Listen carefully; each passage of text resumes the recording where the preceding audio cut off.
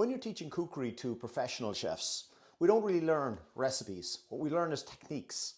That way we can take the techniques and put whatever ingredients we want, mix them around and experiment. But it's the techniques that are the more important part of cookery. So with this dish, this is a simple little pilaf.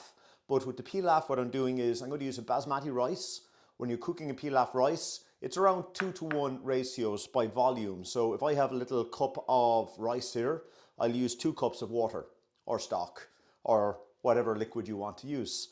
But again, the technique is quite similar all the time and you can vary whatever ingredient you want. So with this one, what I'm going to use is a little bit of turmeric, some smoked paprika, and I'm going to bring the protein in by way of some nice cold water shrimp. And just using frozen shrimp and just mixing those around.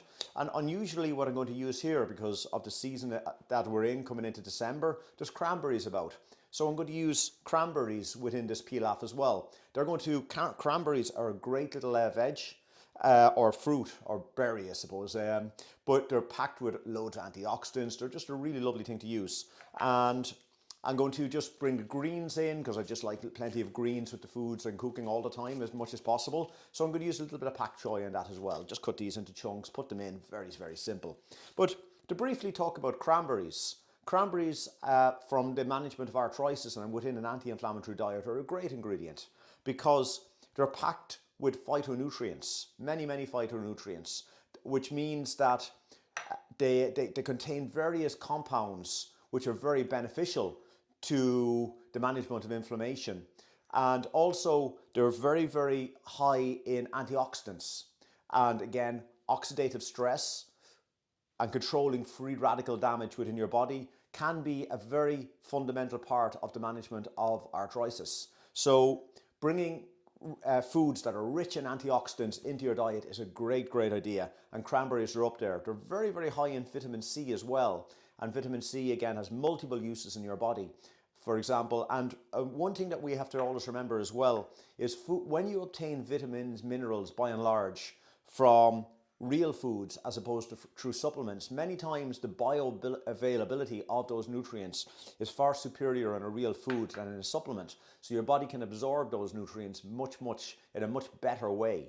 So cranberries, rich in phytonutrients, good for combating oxidative stress. They're rich in fiber and very high in vitamin C, a great little addition and a very interesting little fruit to use, a lovely little berry to give lovely, interesting flavor components to a dish.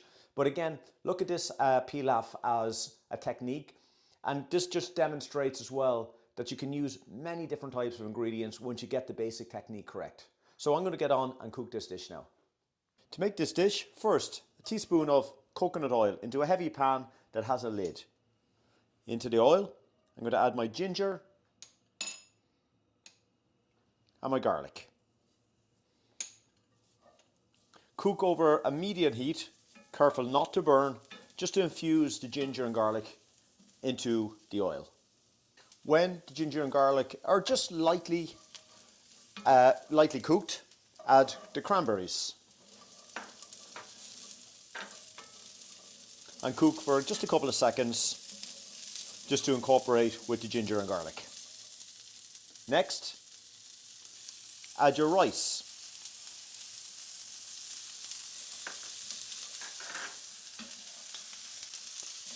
Allow all the rice grains to just gently cover with a little piece of the oil. Next, add 1 teaspoon of turmeric, 1 teaspoon of smoked paprika,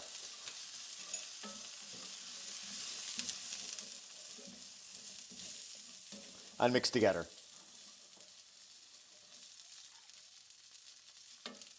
Next, by volume, use 2 parts of water, using the same container that you use to measure your rice. So 1 container like this of rice and 2 of water, or you could use stock if you like. And then over low heat, place the lid on the dish and allow it to cook until the rice starts to absorb the water. Having allowed the rice to simmer for about 4 minutes, I sometimes like to just check on it, cover it up, and then completely turn off the heat leaving the lid on to protect the residual heat, and just let it stand with the lid on for about another 5 minutes to absorb, but there's no heat. I've completely removed it from the gas flame.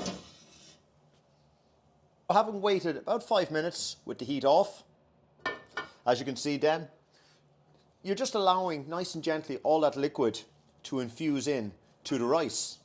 And as you can see, you have this perfectly cooked rice pilaf. So now we're going to start finishing that a little bit.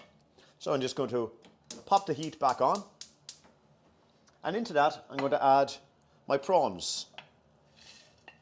Generous a number of nice prawns. And I'm just cooking these from frozen. It doesn't really matter, or you can thaw them out. Not a big deal.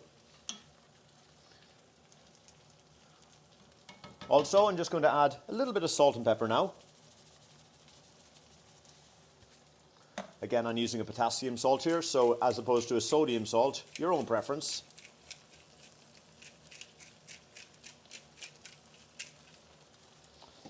And also I want to introduce a few nice little greens into this. So I'm just going to place my Pak Choy onto the pan, very, very simply.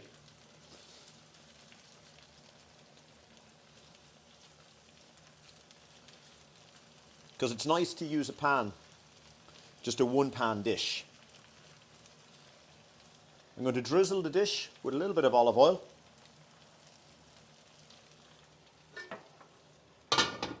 And then just allow it to wilt down the Pak Choy and cook through just until everything tenderizes and infuses together. After waiting around 3 minutes there, just to allow my Pak Choy to infuse through, as you can see it's lovely and green. It's after just taking on some lovely colours.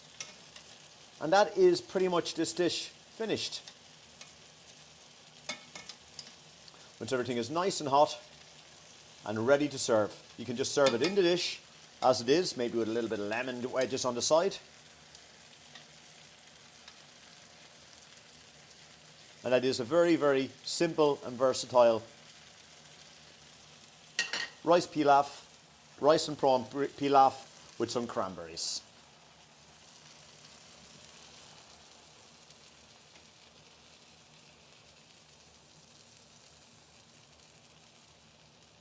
Enjoy it.